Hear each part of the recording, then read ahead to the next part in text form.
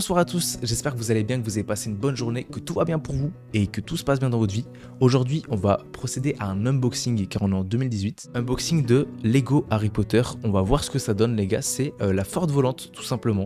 Donc on va voir ce que ça donne un peu, on va l'ouvrir en live. C'est la première fois que je fais une vidéo unboxing, donc peut-être je vais mettre des mauvais plans, signaler la vidéo si c'est le cas. On va la monter ensemble et on va voir ce que ça donne, je donnerai mon avis. Et évidemment après le montage on fera une review et on donnera une note pour savoir si le produit vaut le coup ou au contraire s'il vaut pas trop le coup. En vrai la boîte a l'air d'être plutôt cool, surtout comparé au niveau du prix. Le prix est vraiment pas cher. Donc je vais essayer de vous filmer des petits plans à l'iPhone vu de haut, vous me direz si c'est bien ou si c'est nul. Et on essaiera de s'améliorer pour chaque vidéo.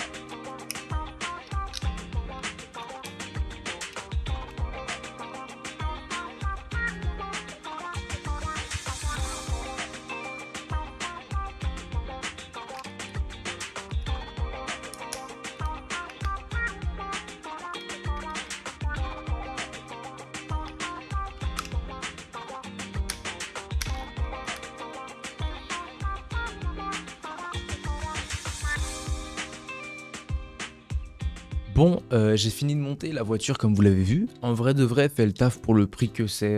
Je l'ai payé 9 € et quelques. 9,74 €, ce qui est vraiment rien.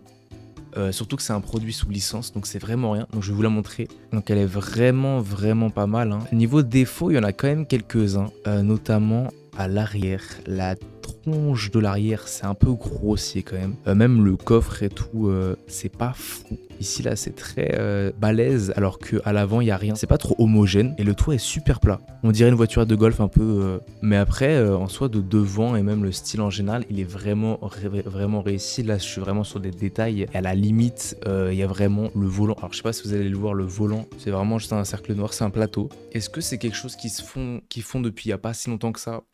Peut-être, mais moi j'aime bien les vieux volants de base. Parce qu'en vrai les gars, niveau prix, niveau rapport qualité-prix, c'est vraiment bien. Même niveau personnage, on est bien. On a Ron qui est juste ici, qui est vraiment très stylé. Moi j'ai pas dissocié les baguettes parce que je voulais pas les perdre en fait, donc je les ai laissées ensemble. On a Harry Potter ici aussi. Les deux sont très stylés, même leurs tenues sont très bien. Et donc au final, en vrai de vrai, ça reproduit pas mal la scène dans la Ford volante dans les films. C'est vraiment très cool. On a également le rat de Ron, aka Peter Pettigrew. Et avec évidemment on a la chouette d'Harry, je sais pas prononcer son nom. Edwig, je sais pas comment on dit, on va l'appeler Quentin. Alors moi ça faisait longtemps que j'ai pas monté de Lego et je sais pas pourquoi mais ils sont passés à des notices beaucoup plus soft, beaucoup plus sobres. Je préfère les anciennes. En fait les anciennes elles avaient vraiment, comme pour la boîte qui est juste devant moi, elles avaient vraiment tout ce style comme ça là. Tout ce style, elles étaient très stylisées. Et là que ce soit pour ces notices là ou toutes, elles sont toutes devenues blanches as fuck. Alors je pense que si elles sont devenues aussi blanches, etc., c'était pour faire des économies niveau impression. C'est moins fun, c'est plus sobre, peut-être ça veut faire plus adulte, mais je trouve qu'on perd un peu la magie de l'enfance et ça devient très sobre, très chiant, très Ikea. Moi je suis moins fan, on est moins dans l'univers.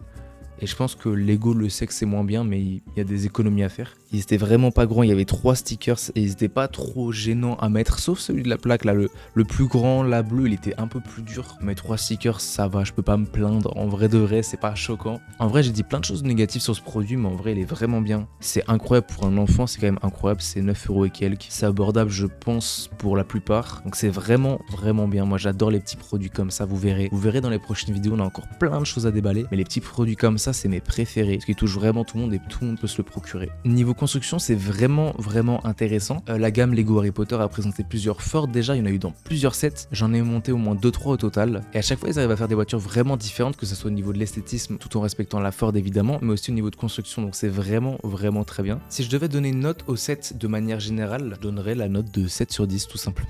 Souvent, les gens ils font leur note sur le rapport prix par rapport au nombre de pièces. Moi, je fais pas vraiment ça. Là, je mettrais une note de 7 parce qu'en vrai, c'est très bien. Il peut pas avoir plus pour moi parce qu'il y a quelques défauts esthétiques, mais sinon le reste est nickel. J'espère que vous, il vous a plu ce petit set, que toute la vidéo vous a plu. C'était la première comme ça que je faisais, donc il y aura sans doute plein de défauts, des choses que je devrais améliorer, des plans qui seront à mieux faire. J'enchaîne avec Fume Sec de Dumbledore, donc on va voir ce que ça donne. Les 2 vidéos seront un peu dans le même thème, on va les sortir sur cette semaine, et après avec le temps, vous me ferez des commentaires, on s'améliorera les gars avec le temps, vous nous direz tout ce qui va et tout ce qui va pas, et puis voilà. Merci d'avoir suivi cette vidéo, n'hésitez pas à liker et à vous abonner, c'est important les gars, ça soutient un max. Merci à tous ceux qui le feront, et prenez soin de vous, faites tout ce que vous aimez bien, et on se revoit bientôt les gars. Merci pour tout.